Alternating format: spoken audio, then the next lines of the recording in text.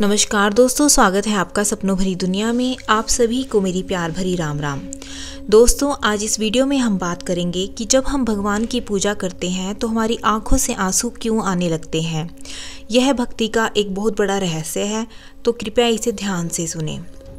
पूजा करते समय भक्ति विभोर हो जाने पर ऐसी स्थिति आ जाती है। यह बहुत ही अच्छा संकेत माना गया है। रामायण की चौपाई में भी लिखा है, मम गुण गावत पुलक शरीरा, गदगद गिरा नयन बह नीरा। अर्थात भगवान के गुणों का ज्ञान करते हुए अगर वाणी गदगद हो जाए और आंखों से आंसू बहने लगे, यह स्थिति अच्छी मानी जाती है। अगर आपके साथ ऐसा होता है तो सबसे पहली बात, आपको इसे किसे बताना नहीं है।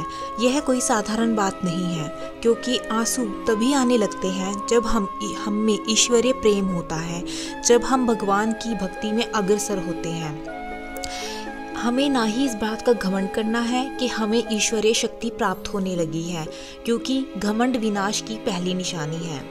जब किसी भक्त को कोई संकट आ पड़ता है, कोई भारी विपत्ति आ पड़ती है, तब वह अपने इष्ट के सामने रो पड़ते हैं। यह भी एक प्रकार की भक्ति ही होती है, क्योंकि वह इंसान अपने इष्ट के सामने रो रहा है, ना कि किसी इंसान से उस समस्या का हल मांग रहा है। वह स्वयं ईश्वर से, प्रभु से उसका हल मांग रहा है। जब किसी पर संकट आ पड़ता है तो हम में से बहुत सारे लोग किसी व्यक्ति के सामने, अपने सगे संबंधियों के सामने रो पड़ते हैं। अगर सामने वाला व्यक्ति हमारे दुखों को समझता है तो वह हमें कभी रोने नहीं देगा। जैसे किसी साधु संत के सामने अगर हम रोते हैं तो वह उसका हल जरूर बताते हैं। उस साधु संत का हृदय द्रवित हो जाता है। इसी प्रकार अगर हम अपने भगवान के सामने रोते हैं, इष्ट के सामने प्रार्थना करते हैं, उस प्रार्थना में बहुत शक्ति होती है। वह प्रार्थना बहुत सामर्थ्यवान होती है। भगवान विचलित हो जाते हैं। जब हम रोते हैं तो तत्कालीन शीतलता आती है, और जो हमारे अंदर अभाव था, जो हम अपने जीवन में अभाव महसूस कर रहे थे, वह एकदम चला जाता है। जब आंसू भगवान की छवि को याद करके आते हैं, उनका मंत्र जाप करके गिरते हैं, तो वह इंसान तुरंत शांत हो जाता है। यह भाव भक्ति को बढ़ाने वाला है।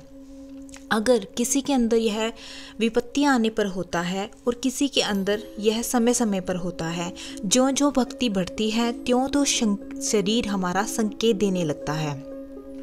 शास्त्रों में भी इसका वर्णन है। अगर यह आपके साथ हो रहा है तो इसका गुणगान कभी मत करें, वरना यह चला जाएगा। इसे छिपा लें, प्रदर्शित ना करें। इससे आपके सभी कार्य बन सकते हैं। परंतु आप देखोगे कि जब आप सच्चे मन से भगवान को याद करते हो, उनकी याद में आंसू गिराते हो, वहाँ पर कोई कामना ही नहीं रह जाती। वो चिंता, व्यथा सब गायब हो जाती है। मन एकदम शांत हो जाता है, शीतल हो जाता है। अगर कोई व्यक्ति कथा में कोई प्रसंग सुनने पर आंसू आ जाए, उसके आंसू आ जाए, तो वह भी एक भगवत प्रेम है। वह प्रेम आपके हृदय में ही छिपा हुआ था, बस किसी माध्यम से, उस कथा के प्रसंग के माध्यम से वह बाहर आ गया। अगर यह किसी के साथ नियमित रूप से हो रहा है तो उसे विषयों में ना फंसकर, जैसे काम, क्रोध आदि विषयों में ना फंसकर सिद्धि की ओर जाने का प्रयास करना चाहिए। संसारिक कष्टों के कारण रोना भी अच्छा माना गया है। मान लो आपको कोई संसारिक कष्ट है, या आपका कोई भाई बंधु किसी दुविधा में है, उसके कारण आपको कष्ट है और आप भगवान को याद करके रोने लगते हैं, यह भी बहुत अच्छा संकेत माना गया है। भगवान बहुत द्रवित हो जाते हैं। हर कोई नहीं रो सकता। जिसके मन में ईश्वरीय प्रेम है, जिसके मन में किसी के साथ सच्चा लगाव है, सिर्फ वही व्यक्ति रो सकता है। जैसे भक्त के सामने अगर हम रोए तो उस इंसान को कभी वह भक्त रोने नहीं देगा। वैसे ही प्रभु तो करुणामय है, वह अपने किसी भी भक्त को कभी रोते हुए नहीं देख सकते। अगर आपके साथ ऐसा हो रहा है तो यह एक अच्छा संकेत माना गया है। यह ईश्वरीय प्रेम का संकेत माना गया है। तो अगर आपको ये वीडियो अच्छी लगी हो तो प्लीज़ लाइक और अपने भाई बंधुओं के साथ शेयर ज़रूर करिएगा। धन्यवाद।